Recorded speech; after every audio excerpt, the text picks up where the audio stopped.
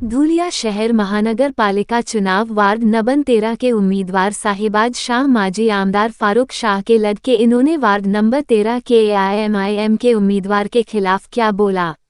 महीने पहले से वो मुसलमान इलाकों में अपने खबरियों को भेज रहा, जैसे वार्ड रचना हुई बोले 13 नंबर वार्ड से फारूक शाह साहब का लड़का इलेक्शन लड़ेगा, देखो वहां पर उसके सामने अपने को एक तगड़ा पैनल उतारना है। तो वो तगड़े पैनल ढूंढते ढूंढते रह गया, उसको कोई हमारे सामने तगड़ा पैनल नहीं मिला। उसको मिला तो एक डांबर चोर था, तो चोर को चोर मिलेंगे, एक उसको आसिफ मोमिन मिला भंगार चोर, एक उसको मेरे सामने को उम्मीदवार है वो मिल गया गाया चोर। मैं आप लोगों को बहुत जिम्मेदारी के साथ, मैं किसी के ऊपर तंज नहीं करता, आप लोगों ने देखा होगा मैं कभी स्टेज के ऊपर ऐसी बात नहीं करता, बहुत जिम्मेदारी के साथ ये बात आप लोगों के सामने मैं रख रहा हूं। ये बात मेरे मुखालिफ पैनल ने कसम खाकर बोल देना कि वो लोगों को सेटिंग होकर बीजेपी ने हमारे सामने नहीं खड़ा किया है, मैं उसी वक्त आप लोगों के सामने हार मानूं और उसकी जगह भी मैं बताता हूँ। हमारे मतीन के सामने वो आसिफ मोमिन है, मैं इसको भंगार चोर बोलता तो मैं कोई उसको बेइज्जती करने की कोशिश नहीं कर रहा। मेरे पास में तबलीगी जमात के लोग आए थे कोरोना के बाद में, और वो लोगों ने मुझे शिकायत की थी कि हमारे इज्तिमा का 23 लाख रुपए का सामान चोरी हो गया। उनको साथ में लेकर सईद मामा भी मेरे साथ थे, हम लोगों ने तहकीक किया था। 100 फुटी रोड के ऊपर इज्तिमा गांव का सामान रखा हुआ था, उसके बाजू में आसिफ मोमिन का शॉपिंग सेंटर था, वहां से रात में उसने उसकी शॉपिंग सेंटर की और वो गोडाउन की दीवार एक थी, रात को शटर लगाया, अंदर से दीवार तोड़ा और इज्तिमा का 23 लाख रुपए का लोखंड का सामान खाने वाला भंगार चोर ये आसिफ मोमिन है, जो इमाम के टिकट के ऊपर हमारे मतीन के सामने इलेक्शन लड़ रहा है। मैंने उसको भंगार चोर बोला तो उसकी हकीकत सामने रखा, कोई बेइज्जती करने के लिए मैं नहीं आया।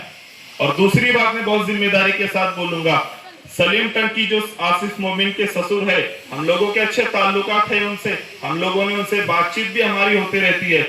चांदवाड़ के अंदर कौन सी होटल में अनूप अग्रवाल के साथ बैठ के क्या बात हुई और कितने में डील हुई, इसकी पूरी मालूमात भी अल्हम्दुलिल्लाह मेरे पास में है।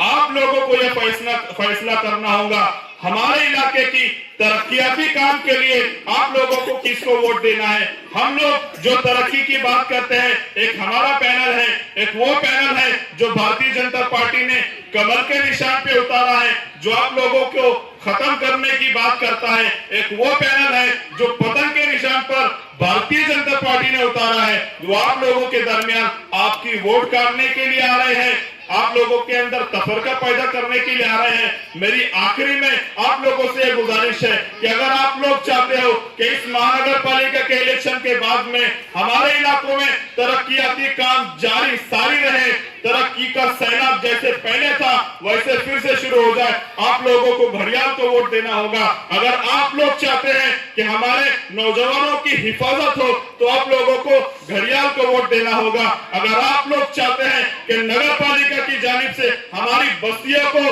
तोड़ने की नोटिस ना आए और हमारी बस्तियों को अतिक्रमण के नाम पर तोड़कर ना फेंक दिया जाए, तो आपको घड़ियाल को वोट देना होगा। अगर आप लोग चाहते हो कि हमारे मसाजिद, मकातिब, मदारिस, खानकाहों की हिफाजत हो तो आप लोगों को घड़ियाल को वोट देना होगा। अगर आप लोग चाहते होंगे कि हमारी बहन बेटियों की इज्जत इस्मत की हिफाजत हो तो आप लोगों को घड़ियाल को वोट देना होगा। मुझे आप लोग जवाब दो, मैं सवाल आप लोगों से करता हूं, आप वोट हमको दोगे या वो कमल को दोगे या कमल वाली पतंग को दोगे?